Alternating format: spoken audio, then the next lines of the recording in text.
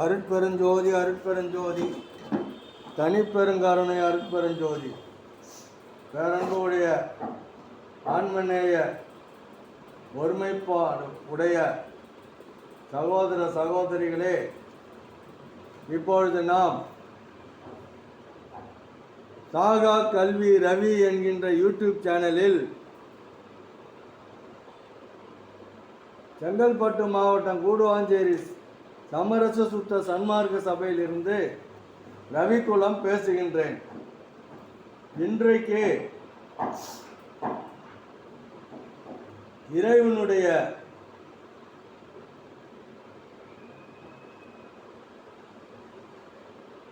தன்மையை 6ஆம் திருமுறையிலே பெருமான் அவர்கள் எப்படியெல்லாம் ஏறுபுறத்திற்கார் என்று இன்று பார்ப்போம். ஆங்காரம் தவிர்ந்தவருள் ஓங்கான் நின்றவனே, அம்மே என் அப்பா என் ஐயா என் அரசே, ஓங்கார நிலை காட்டி அதன் மேல் உற்றோரிலும் ஒரு நிலையும் காட்டி அப்பால் உயர்ந்த தனி நிலையில் பாங்காக ஏற்றி எந்த பதத்தலைவராலும் படைக்கவனா சித்தியை நான் படைக்க வைத்த பதியே, தூங்காது பெருசுகமே சுகித்திட இவ்வுலகை சுத்த சன்மார்க்கங்களில் வைத்தருள்க விரைந்தே. யான் என்ற ஆங்காரத்தை அகற்றியவ அருளமுதம் சிறந்து விளங்கும் பெருமானே. அதாவது ஆன்மாவின் இயற்கை தன்மையாகிய இயற்கை விளக்கமாகிய இயற்கை இன்பமாக விளங்கக்கூடிய தனிப்பெரும் தலைமை ஆண்டவர் எப்படி இருக்கின்றார்னா, தான் என்ற ஆணவம் இல்லாதவர் நெஞ்சத்திலே அருளமுதமாக சிறந்து விளங்குகின்றார். எப்படி ஆங்காரம் தவிர்த்து தான் என்ற ஆங்காரம் எப்படி தவிர்க்க முடியும்? அப்போ பெருமான் அவர்களை அருட்பெருஞ்சோதி ஆண்டவர் நேர்காண வரும்போது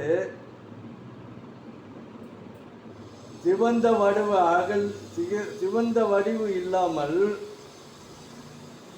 வெண் பளிங்கு வடிவத்தோடு அவருடைய அடிகள் நோக எடுத்து வருகின்றார்.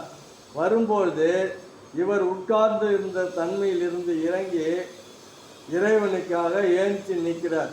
எழுந்திருப்பது என் ஆங்காரம் மொழி. அப்போ நானும் நீயுன்ற ஒரு நிலை இல்லாத நிலையில நீதான் நானுன்னு நினைச்சிருந்தார்னா அவர் ஏந்திச்சிருக்க மாட்டார். அப்போ தலைவன் வேறு தான் வேறு என்ற அந்த ஒரு ஆங்கார நிலை இருந்ததனால்தான் பெரிய மனிதருக்கு நாம் மரியாதை கொடுக்க வேண்டுமே என்று எழுந்திருச்சார். அப்போ ஆண்டவர் என்ன சொன்னார்? நீங்கள் ஆங்காரம் மொழி என்று கூறியதில்லாமல் அவருடைய உடம்புல இவர் பூந்து கலந்துக்கிட்டார். அப்படி கலந்து அருளமுதம் சிறந்து விளங்குகின்ற பெருமானே ஓங்காரத்தின் நிலையை காட்டி அதற்கு மேலாய் வில்லும் விந்து நிலையை காட்டி, ஓங்காரம் என்பது அகர உகர மகரமாகிய சூரிய சந்திர அக்னியாகிய நாத விந்து என்ற அந்த அருளோங்குகின்ற இரண்டு தன்மையும் கலந்து அத்துடன் ஆன்மாவாக ஒளியாக உள்ளொளியாக இருந்து உயர்ந்த நாதாந்தத்தில் ஒப்பில்லாத நிலையில் அழகுற உயர்த்தி பல வகை பதங்களில் உள்ள தலைவர்கள், பதங்களில் உள்ள தலைவர்னா இங்கே ஐந்தொழில் ஆற்றுகின்ற பிரம்மா, விஷ்ணு, சிவன், ருத்ர, மகேஸ்வரன். பிரம்மா என்ன பண்ணுவான்? ஒரு சித்தியை பெற்றுக்கொண்டு தொழிலை மட்டும் காக்கின்ற வல்லமை பெற்ற ஒரு படைத்தல் ஒரு சித்தியை பெற்றுக்கொண்டவன். விஷ்ணு என்பவன் படைத்தலும் காத்தலும் ஆகிய 2 தொழில் செய்கின்ற ஒரு கர்த்தா. ருத்ரன் என்பவன் 3 தொழில்கள், படைத்தல், காத்தல், துருசு நீக்குதல், குற்றம் களைவித்தல்.